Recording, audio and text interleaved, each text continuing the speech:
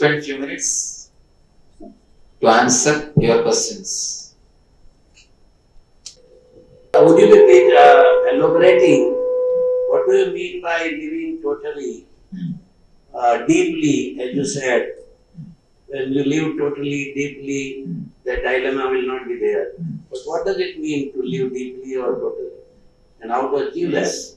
You see, as on now, the early morning when you are in the house, you are thinking of going to the office. When you are in the office, you are just waiting for the lunch time. When you are in the lunch break, you are just waiting when the next session will start. When again, afternoon when you are in the office, you are waiting to come back to the house. When you have come back to the house, you are waiting to go to the beach. When you are in the beach, you are thinking of going back to the house. When you are back to the house, you are thinking next day morning when I will be going to the office. One thing is sure, if you are here, you are not here. If you are in the office, you are in the house. If you are in the house, you are in the office. If you are in the office, you are in the beach. If you are here, you are not here. If you are somewhere, you are not there. When I say live intensely, I say live just inside your boundary. As of now, we never live inside this boundary. It is only center. We leave our luggages here and go around. It's just a lodge. We leave all our luggage in the lodge, take a taxi here, go around to see the Mumbai. Just like that, we leave all our luggages here and go around. We never live inside this boundary. I tell you, don't use your body as a lodge. Use your body as a home. If you use your body as a home, you will feel homely on this planet Earth. If you use your body as just a boarding place, you will be simply bored in the planet Earth. Boredom comes if you use your body just as a boarding place. If you use your body as a home, you will really feel totally homely. I tell you, live just on this boundary. If you are here, be here totally. If you are in the house, be there totally. If you are in the office, be there totally. Live inside your boundary. That is what I call live intensely. Living inside your boundary is what I call live totally. Live with awareness. Live with your consciousness. I tell you, even our physical problems, our diseases, back pain, headache, all these things come because you don't live inside your body. Whenever you don't pay enough of attention to some parts of your body, your body begs your attention. Please give me little attention. Please give me little energy. The begging only you call it as a pain.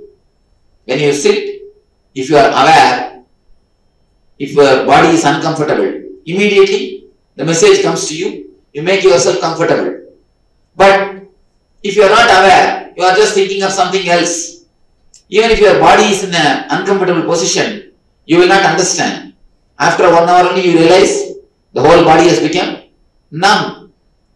You are under the trouble. Even your physical pains, even your physical troubles are mainly caused to you because you don't live inside your boundary.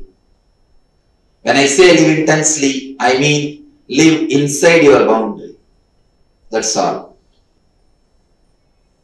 Enlightenment is possible through meditation or efforts, or it comes without any efforts? A small story. A guy went to purchase a ticket, lottery ticket for 2 rupees. He purchased the lottery ticket and got 2 crore in lottery. Whether he got the lottery because of his effort or as a gift, tell me. He put his effort, spent 2 rupees, purchased the ticket. That much he put his effort. But the lottery is gift. So if you see from one side, he has put his effort. If you see from the other side, the effort which he has put, it is no way compared to the gift which he got. Same way, if you put what you have in your hand, you will get the greatest gift what God has got in his hand. He put the 2 rupees which he had in his hand. The God gave 2 crore which he had in his hand. Enlightenment is also the same, just like a lottery. You are supposed to put your effort, what you have in your hand. Then you will see, you will receive a prize, gift, which is not at all equal to your effort. But unless you spend 2 rupees and purchase a lottery ticket, you cannot win the prize. You also need to put 2 rupees and purchase a lottery ticket. But the gift which you receive will be no way compared to the gift. No way compared to the effort which you have put. So, it is both way. You also need to put your effort and it will come as a gift. Whomsoever has become enlightened, they always say, "Oh God, I am not qualified at all for the things which is showered on me, because what you get is too much for what you give."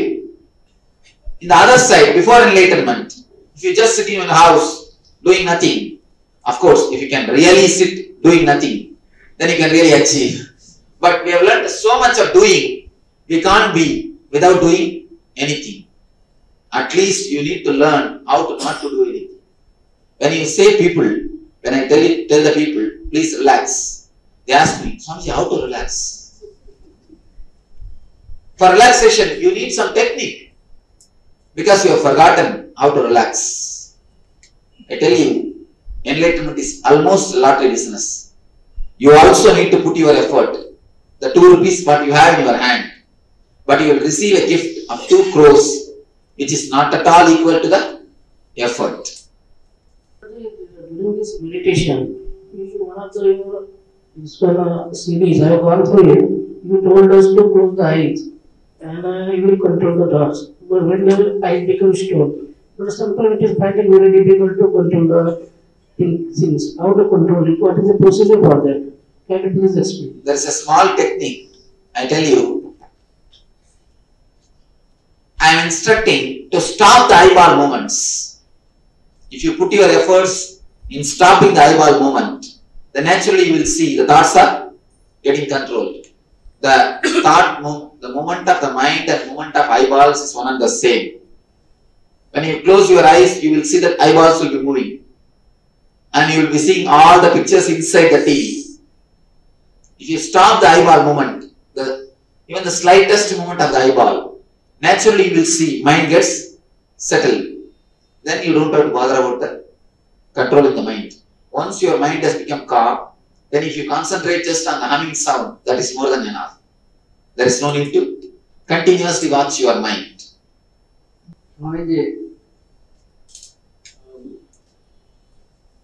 Some people have had very bitter experiences in life, and the unpleasant memory of these bitter experiences keeps on perturbing or hurting the individual. And he may try to control his mind and not to react to these emotions. But he is overwhelmed. The emotions are so powerful. Even in spite of making the mind calm, one cannot be free from this pain. So how to be free from this pain? First thing, you said, because you have experienced so much in the life, the weight has become too much. I tell you, because you have not experienced anything in the life, the weight has become too much. If you really experience any emotion, any mood, it will never be a weight, it will never be a hangover. If you don't experience totally, if you are half, only then it remains as hangover. Every emotion, every thought, every desire has got their own power, their own strength to pull you back to fulfill it. If you have the desire to enjoy it sweet, you are not enjoyed totally, you enjoy only half. The desire will have the power, will have the capacity to pull you back to enjoy the same sweet till the thought is totally satisfied. The pull is what I call karma. Anything which you have not enjoyed totally, anything which you have not tasted totally, anything which you have not experienced totally, pulls you back to fulfill itself, because you are total fulfillment. Your very basic nature is a total fulfillment. You are Nitya Tripta. So, there cannot be anything inside you which is not fulfilled. You are just made, you are pulled to fulfill it. I tell you, your past emotions are also just unfulfilled things. If you are really fulfilled them, you will never have hangover. You will never have so much of pain, so much of burden. The best technique, the Tantra gives a beautiful technique. There is a technique in the Vijnana Tantra. They say, go back and relive whatever hangover is there, whatever situations are haunting you, whatever situations are just coming out in your mind, you are suppressing them. Don't suppress them. Let them come out.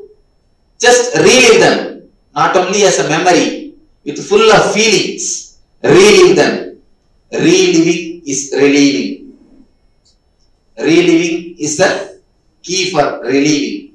I tell you, go into the emotions which you are continuously suppressing. Go into the memories which you don't want them to come up. Go into those memories deeply.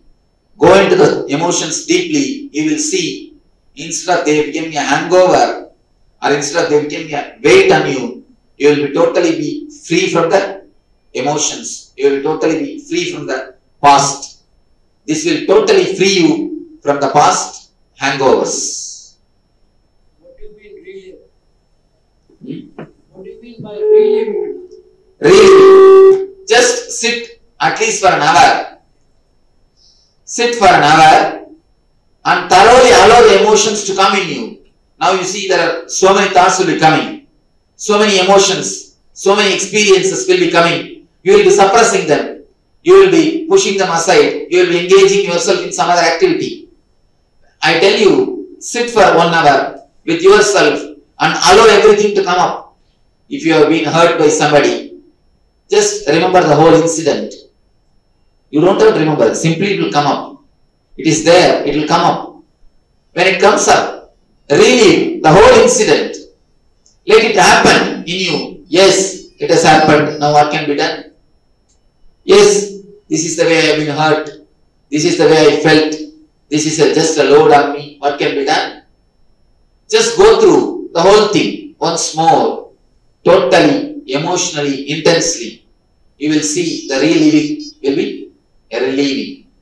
The hangover will be relieved. Because the karma, which is not fully enjoyed, which is not fulfilled, will be fulfilled by your reliving. The Tantra gives this as a meditation technique. It is not even a psychological technique, it is a meditation technique. Because once you go through your karmas, the karmas never comes back. There will be memory, but the emotions will not be attached to the memory. There will be a chitta, but there will be no attachment towards you and the chitta. Chitta means memory. The memory will be there, but it will not pull you or push you from your balance. That means don't react to it. Yes. Let it come up, let it raise in you and subside. Don't react. Watch raising and subsiding. I am happy that I am here to listen to a unique soul who has dedicated his life to elevating everybody to a blissful state, to an enlightened level. And one of the things which you have been doing in your life, which is pleasing to the entire world, is to heal people. Please tell us the exact things that you do to heal people. What happens within you and within the person when you do that healing? I want to go out of here as a healer. Thank you. This is the usual question I face. Everywhere people ask me, Swamiji, what mantra you repeat? What technique you use? What is the secret you are healing? What do you do exactly to heal the people? I tell you my honest answer, I don't do anything. Deeply I am absent. Totally I am absent. When I put my hand, when I heal the people, I am not there. Simply I relax. When the sun rises, lotus blooms by itself. Sun doesn't have to go to open the lotus. The very presence of the sun opens the lotus. The same way, when I switch off myself, the very presence heals. The problem is, in your mind, you are not able to switch it off. When you become a hollow bamboo, divine uses you as a flute. When I heal, I don't do anything. I just relax. I just relax into myself. That's the only thing which I do. When you relax, automatically your energy radiates. Even in our healing system, our healers are requested never to make a sankalpa, let this person be healed. Our healers never pray, let the healing be healed. No. They always tell, what is good, let it happen. Even our healers, they never tell what is good, let it happen. They never tell, let it be healed. They just put their hand, and in our healing system, we don't even bother about the patient. When a person puts his hand, he just goes into his meditation. He just relaxes, that's all. Every day, minimum 3,000 people are touched by our healers. So many thousands are getting healed. What exactly we do at the time of healing? They just put their hand and go into the meditation. Over. They just fall into the meditation. Meditation automatically radiates the energy. The energy automatically heals the people. They don't even bother who is the patient and what is the problem. Many people come to me and ask, Swamiji, what are the diseases you can heal? I tell them, the disease which you can name and the diseases which you can't name, everything can be healed. Because we don't bother what is the disease or what is the thing. We know only one thing, the energy is radiated and the energy takes care of everything. Because energy is intelligence. Power plus intelligence is energy. Energy is intelligent by itself. So energy knows what has to be done. Energy minus intelligence is power. Power plus intelligence is energy. So energy is not simple power. It is intelligence also. So energy knows what has to be done. We do only one thing, we relax and let the energy take its own course. So when we heal, I just switch off the mind. I lose the idea that my boundary ends here, the other person starts there. I just feel that I have lost the idea of boundary. The boundary idea is lost. Then naturally, the energy is flooded into the other system also, and the other system also gets healed. It's almost like a communion. By the word, if it happens, communication. By the energy, if it happens, it is communion. It's almost a communion. That is the reason people, they don't, it is not that they get only healed of the physical disease. Not only the physical disease, even they taste the glimpse of the bliss. There are many people who have been healed. They come and tell me, Swamiji, my disease disappeared, it's okay.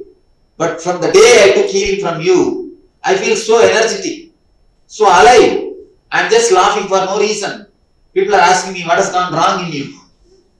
People are just suspecting me. What can I do about it? See, when the energy comes up, you are continuously in bliss, in the mode of life and alive.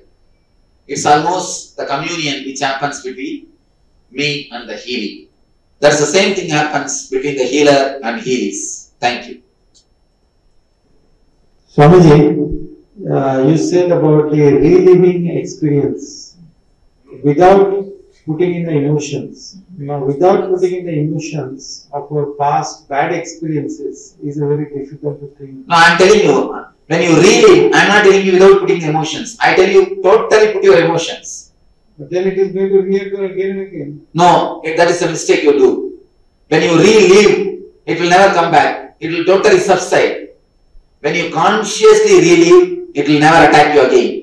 When you are unconsciously suppressing, only then it comes up again and again and again. I tell you, one man who is born blind, he went to the doctor and asked, "Doctor, can you do something for me?" Doctor said, "Surely, I'll do an operation. You will get your eyes back. Once you get your eyes back, you can walk without stick." The blind people, they use a stick to walk. No? He said, "You can walk without stick." Then the blind man asked, "Doctor, I understand the first two statements. You will do some operation. I will get my eyes. But I am not able to understand. Even if I get my eyes, how will I be able to walk without stick?" Because of long association, he thought stick is also part of him. He thinks even if he gets the eyes, he will not be able to walk without the stick. This person cannot be intellectually convinced. Only when he gets the eyes, he will be able to understand he can walk without the stick. Only when you do it at least 2-3 times this meditation, you will understand the reliving is relieving. When you totally go into that emotion, Krishnamurti says in one place, beautifully, he says, if you want to come out of any emotion, if you want to be free from any emotion, the best way is to activate that emotion, allow that emotion to come up totally and just watch. Don't follow. Don't allow your senses to follow that emotion and neither suppress them. Allow them to come up to its peak and just watch them. That's the best way to get rid of any emotion. That's the best way to get rid of the past emotion also. Thank you. Swamiji, regarding this meditation and healing, you said that when you give the healing, you just relax. That means you are in the meditation. Yes. Right? Now, so what is the difference between the meditation and healing? You see, when I am in the meditation, I am in the meditation. When the energy pours in somebody else, it is a healing. I tell you, the Atma Shakti, when it expresses through my head, it is an intelligence. When it expresses through the heart, it's a compassion. When it expresses through the being, it's an energy. When it is not expressing, when it is there as it is bliss. It's like a moving snake and the stagnant snake. The snake is just resting, it's a meditation. If it is moving, it's a healing. When the energy is, when I am relaxing, when I am in that state, it's meditation. When that meditation energy is pouring, is entering into somebody else, what happens is healing. I can tell, meditation is the cause, healing is the effect. Healing is the side effect of meditation. Healing is the positive side effect of meditation. Healing is the byproduct of meditation. Meditation is a sun, healing is a grace. Swamiji, you said the life is about total fulfillment of desires. And then you said we should live the life from freedom of senses. Are these two things, I am getting confused between the two things. One thing, when you are really, if you have 100% energy, 80% is spent just in desiring. Only 20% is spent in fulfilling. If you change, only 20% will be spent in desiring and 80% will be spent in fulfilling. It's like you have two things, Ichcha Shakti and Kriya Shakti. Ichcha Shakti is the capacity to desire. Kriya Shakti is the fulfillment, the energy to fulfill the desires.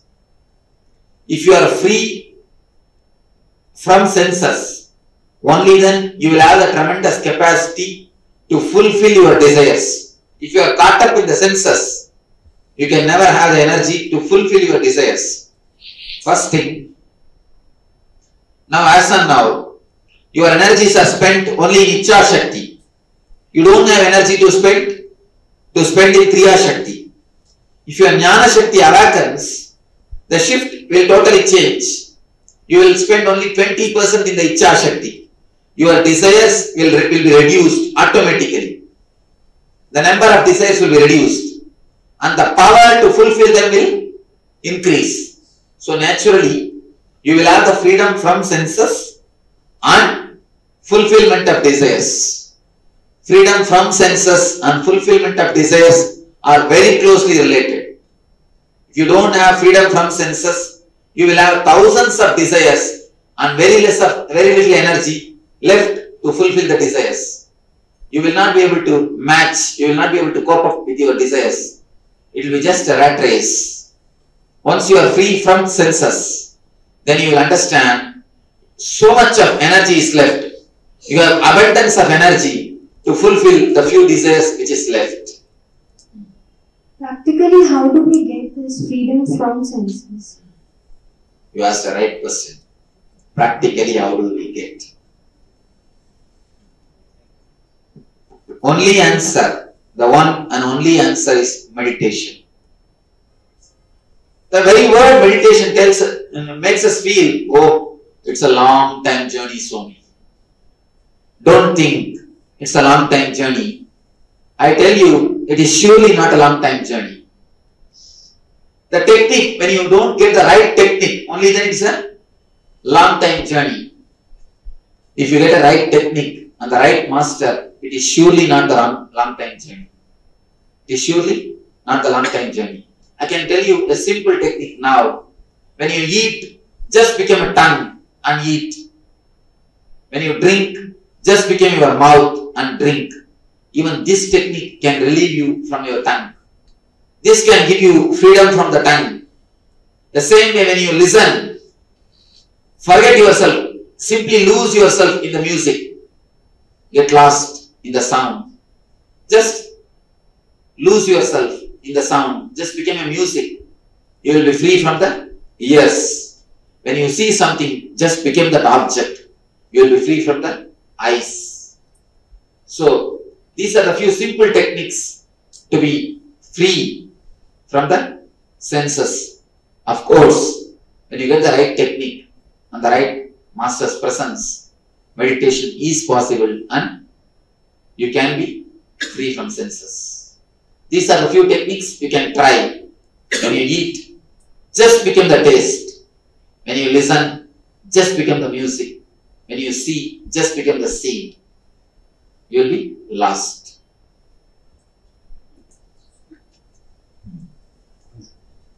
Yes. Swamiji, you have healed a lot of people. Now, how can a person be healed if his karmas are not there? Suppose a person got bad karmas. You say, I'm still healing. How is that possible? Secondly, you said that I heal people without doing anything or blind. But generally, healing is always with prayer. With prayer, you heal people. Person is a Bible in front of you, is cure. So how is it possible to heal without doing anything? I'm sure you're praying or something. The other thing is, what happens to you when you heal people? You feel weak, some power's gone. What do you go through exactly? I would like to know. Let me explain the first question. How can you heal when the person's karmas are there? See, there's a dark room. You put a torch. What happens to the darkness which is there in the room, which was there in the room? Does the light take away the darkness? No. Very presence of the light makes the darkness disappear. One thing you need to understand, darkness as such don't have positive existence. Darkness is nothing but the lightlessness. Light is a positive existent. Light exists, but the darkness is not existing. Lightlessness is what is called darkness. So when the light comes, automatically darkness disappears. Just like that, Energylessness, what is I call karma. Karma means energylessness. Karma don't have positive existence. When the light is brought for the darkness to disappear, you see, when the light is brought, there is no need. Light should go and eat the darkness. No. Just the very presence of the light will take away the darkness. Just like that, when the energy is given, the very energy takes away the karma. There is no need for the energy to eat the karma. There is no need for me to take the karma on me. Understand? Karma is nothing but a lightlessness, energylessness. Energylessness is what is called karma. So when the energy is given, there is no need for me to take that karma. That's the first thing. Next thing, he says, only by prayer people heal. How can you heal without the thoughts, without the prayer? See, if you heal by prayer, the energy comes only from the mental level, mental layer. Based on the intensity of the prayer, the healing will happen. If you heal through the Atma Shakti, through the energy of no mind, you will see the divine itself will be healing. Divine itself will be healing. There are two layers. Energy from mind level, energy from no mind level. Mano Shakti and Atma Shakti. To release the Mano Shakti, you need to pray intensely.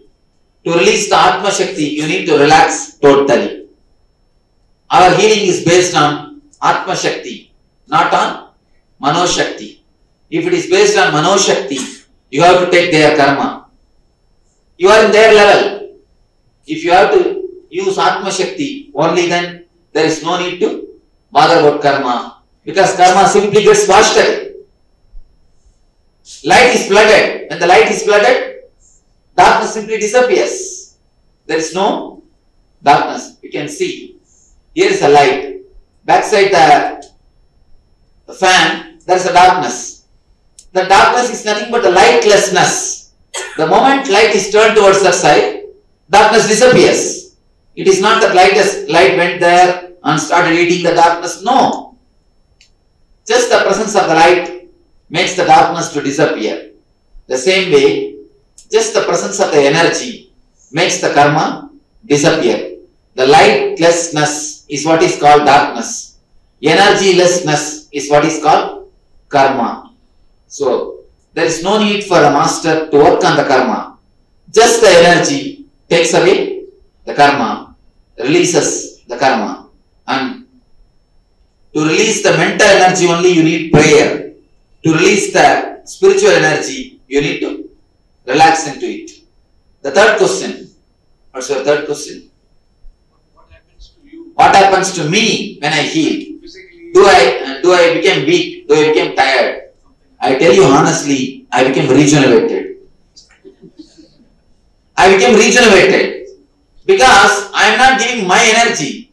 In those moments, I just became a channel for the energy. So energy just flows through me to that person. So what happens? I am also regenerated. Not only me, even our healers are telling, there's a healer in Bangalore. She says, Swamiji, by evening 6 o'clock, I am totally tired. And when I come back from office, I get headache and I am tired. The first thing I do is, I catch somebody. If the people say I am alright also, I catch them and start healing them. Because once I heal 2-3 people, I am totally regenerated. The energy flows through me. She says, even if my kids say I am alright, I make them lie down and start healing them, Swamiji. Because I feel totally regenerated. Not only me, even our healers say, after every patient, they feel more regenerated. Because the energy is flowing through them. It's like a win-win policy. It is not like somebody is winning, somebody is losing. It is both win in this game. In the other healing systems, you have to earn and spend. In our healing system, already the God has earned enough. Our father's property is there. Only thing we will have to spend. We will have to let the energy to work through us. Just we have to become hollow bamboo, relax. Then you will see the energy simply flows through you to the other person. Not only he is healed, you are regenerated. In my life, I can see after every patient, not only the energy flow becomes more, not only I became regenerated, even in the case of healers, after every patient, they get regenerated. In other systems, after every patient, the energy flow will be reduced. In our healing system, after every patient, the energy flow becomes more. In our healing system, not only the person gets heals, I also get regenerated. To have higher level of consciousness. If you have the higher level of consciousness, the normal things of this world will not touch you. That is the result. If you really want to dissolve the problems, you see, we have one more dilemma, whether solving or dissolving. All your problems you try to solve. Continuously you solve. Some more problems come. By the time you solve one problem, 10 problems are ready. You continue to solve, but you never finish solving. But once you learn the technique of dissolving, then you will understand the whole life has become totally different. If your conscious level has increased, you learn the technique of dissolving. A small example, in the night when you are sleeping, you are dreaming as if you are being chased by a tiger. You shout, "Oh, please save me, save me, save me." Then in the dream itself, some of your friends, they come and give you a weapon. You kill the tiger. After 1 hour, immediately you are chased by a lion. You try to kill the lion. Continuously you are fighting and solving one by one. This is the way you are living the life. But if you are little intelligent and wake up from the dream, you totally dissolve the problem. You don't have to solve one by one. You simply dissolve it. From the dream state, if your conscious level has become a little more high, you come to the wakeful state. In this state also, continuously you are fighting with one by problems. One after other problems. If your conscious level increases a bit, if it improves a bit, you awaken. You get the awakening. You awaken from the sleep, which I call conscious state. You awaken even from this sleep. So you once for all dissolve the problems. So to dissolve the problems, higher conscious level is the basic necessity. Meditation is a technique to dissolve the problems. In the dream state, if you understand you are dreaming, you will wake up. Same way in the wakeful state, you understand, if you understand this is also a dream, you will wake up from this state. To understand this is also a dreaming is what I call meditation. Swamiji, I would like to know, how do you protect yourself from the negativity surrounding you? The very fear that you should protect yourself from the negativities is the first hindrance. The very fear that you are surrounded by the negativity is the first negativity. I tell you, if you relax, never bother about the negativities which surrounds you. Never bother about the idea that you have to protect yourself. You will see that you are protected. And negativity has got only one power. That is your faith on it, that's all. Negativity has got only one power. That's only one thing, that is your faith on it over. When you stop bothering about negativity, it can never disturb you. Except your faith on negativity, negativity has no other power on you. Because the very word negativity means which is not there. Negativity means what? Which is not there. In Sanskrit they call Maya. Yama iti Maya. Which is not there is Maya. Negativity means which is not there. How can it disturb you? So your faith on negativity only is a disturbance. When you simply stop believing, there is no negative power which can disturb you. If you believe how much ever protection you do, you will always have the fear whether I have done the protection totally or not, did I do properly or not. I think some one corner I have done that, not done. These people who do the Reiki and pranic healing, how much they suffer psychologically, you don't know. Is there anybody here? Reiki and pranic healers? So much they suffer. Did I cover myself in the life properly? Did I disconnect myself from the other person properly? How much you do? Again you have one doubt. A bit of doubt. I tell you, except your faith and the negativity, negativity has no other power on you. Simply forget, you will see, that will forget you. That's all. Last question. Swamiji, if you don't mind, one more thing. I have no mind, don't bother. I know. I'm very much thrilled to listen to you because I feel a lot of identity in your approach and whatever you express with what I have read in Osho Rajneesh and J. Krishnamurti. Am I right? One thing, when you say lot of identity, I see, again you are going to miss me. If you say you are totally different, what I read is totally different and you are totally different, you are going to miss me. Because what I say will not go in.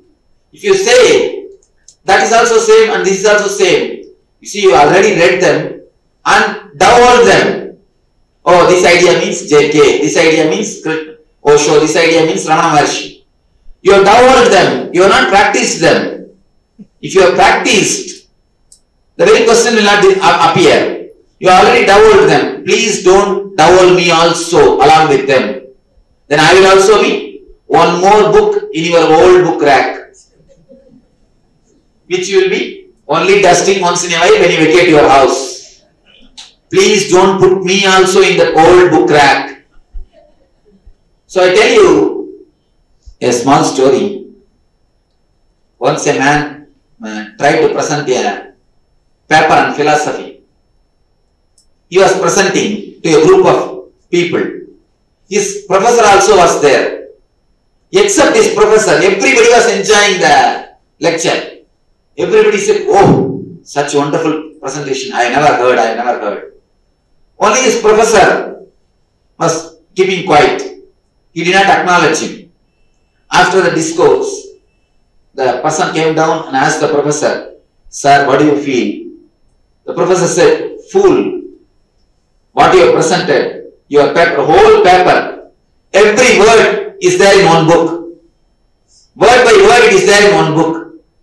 He said, no, it can never be. It is my presentation. How can you say whole thing is there in one book? The professor challenged, tomorrow itself I will send you that book. Word by word it is there, you have just copied it. The person said, no, it is my own preparation. Then professor said, tomorrow I will send you the book. And he left the hall. He is totally disturbed. How can my presentation be there in some other book? Next day, the professor sent that book. He was anxious to know what is that book. He opened the book and he saw a dictionary. You see, when you understand, when you think, I know it, I know this, you make the whole thing again flat. You don't let these words to work on you. You protect yourself from me by downholing me along with Krishnamurti and Osho and Ramana Maharshi. Please don't escape from me as you escaped from Osho, Ramana Maharshi and Krishnamurti. At least let me work on you. Let you reach the Nithyananda. Thank you.